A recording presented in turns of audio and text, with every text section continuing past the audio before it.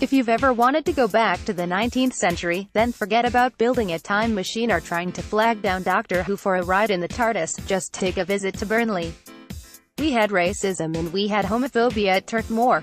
All that was missing for an authentic experience of the 1800s was somebody contracting polio, a load of kids being sent down a mine in a war with France. The racism was directed at Gaetan Bong, whose crime had been to report former Burnley player J. Rodriguez for racially abusing him when we lost at West Bromwich Albion back in January. Bong's every touch was booed by the home faithful, who seemingly don't think that a man should complain when somebody says to him, "You're black and you stink." Plenty of Burnley fans were desperate to point out that Rodriguez was innocent, which actually makes them thick as well as stupid.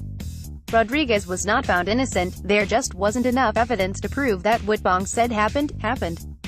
That doesn't mean it didn't, the only people who can possibly know are Rodriguez and Bong.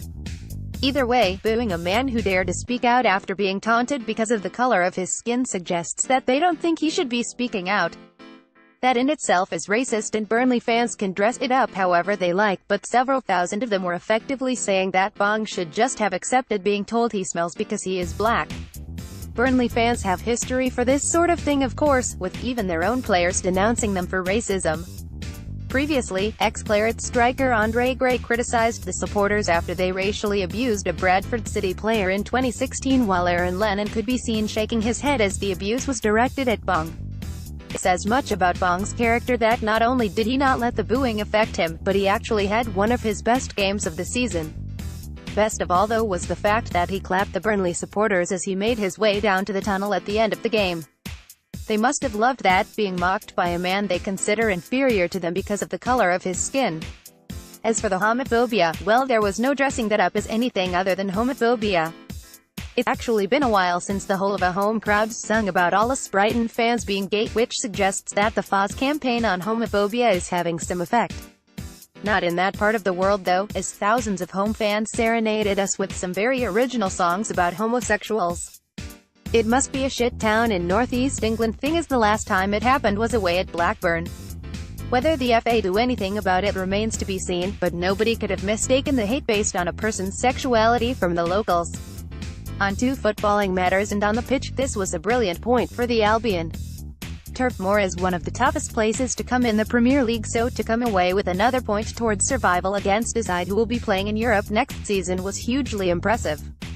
It was based on the sort of solid defensive display we were consistently turning in on the road in January and February, but which had gone missing a little bit in defeats at Everton and Crystal Palace in our last two away league games.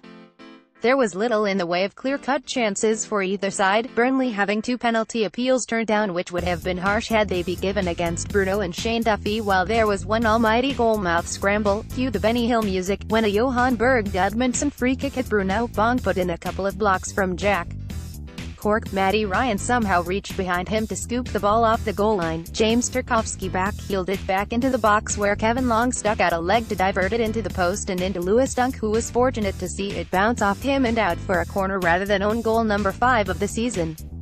Going forward, the Albion didn't offer much, with Leonardo Ulloa not really taking the opportunity afforded to him as Chris Hughton rotated his strikers for the first time in months. The blank makes it only 9 goals in 17 away games this season, which is one obvious area for improvement if we are still in the Premier League next season.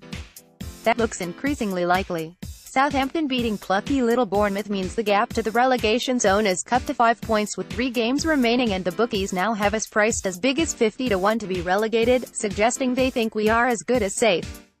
They rarely get things wrong.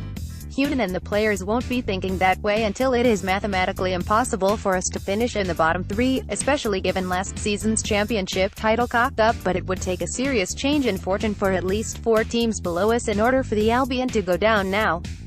That means we will achieve exactly what the club set out to do at the start of the season, which was finishing 17th or above in the Premier League. We can probably start looking forward to visiting the likes of Manchester United, Arsenal and Spurs again next season, as well as ensuring we've been vaccinated against tuberculosis, booked travel via horse and carriage, and for another trip to the 19th century at Turf Moor. Can't wait. You must be logged in to post a comment.